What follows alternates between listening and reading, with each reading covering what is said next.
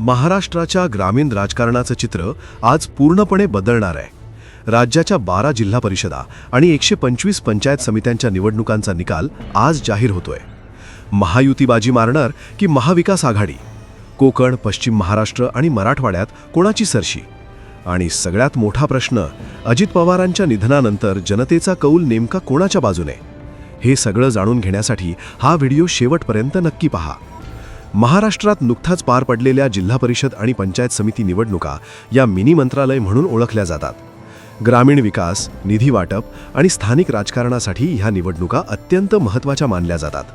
या निवडणुकीत जिल्हा परिषदेच्या 731 जागा, पंचायत समित्यांच्या 1462 जागा यासाठी मतदान पार पडलं होतं. एकूण सरासरी मतदान तब्बल 68.28% झालं होतं. आज सकाळी 10 वाजता मतमोजणीला सुरुवात होणार आहे आणि साधारण 4 ते 5 तासात निकालाचं स्पष्ट चित्र समोर येण्याची शक्यता आहे. म्हणजे दुपारपर्यंत महाराष्ट्राच्या ग्रामीण राजकारणाचा फैसला होणार आहे.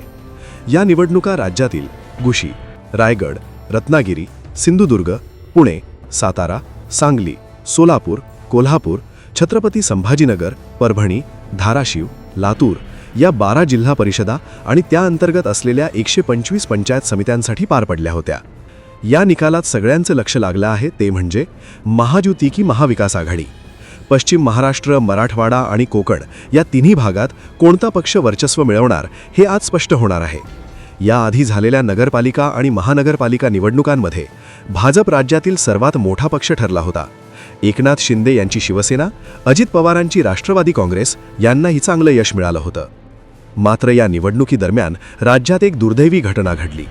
राज्याचे उपमुख्यमंत्री अजित पवार यांचं विमान अपघातात निधन झालं.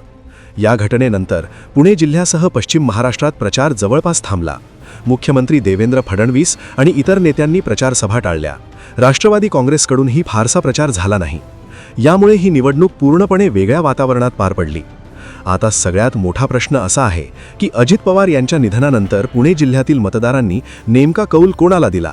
राष्ट्रवादी काँग्रेसला सहानुभूतीचा फायदा होणार का, की महायुती आपलं वर्चस्व कायम ठेवणार? याआधी पुणे आणि पिंपरी चिंचवडमध्ये दोन्ही राष्ट्रवादी काँग्रेस एकत्र येऊनही फारसा फायदा झाला नव्हता. एकंदरीत पाहिलं तर ही निवडणूक फक्त सत्तेची नाही तर स्थानिक नेत्यांची प्रतिष्ठा, जनतेचा कौल आणि भविष्यातील राजकारणाची दिशा ठरवणारी आहे. आज दुपारपर्यंत महाराष्ट्राच्या ग्रामीण राजकारणाचा नवा नकाशा समोर येणार आहे. तुम्हाला काय वाटतं?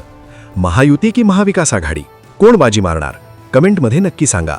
व्हिडिओ आवडला असेल तर लाईक करा, शेअर करा आणि अशाच अपडेट्ससाठी चॅनल सबस्क्राईब करायला विसरू नका. जय महाराष्ट्र.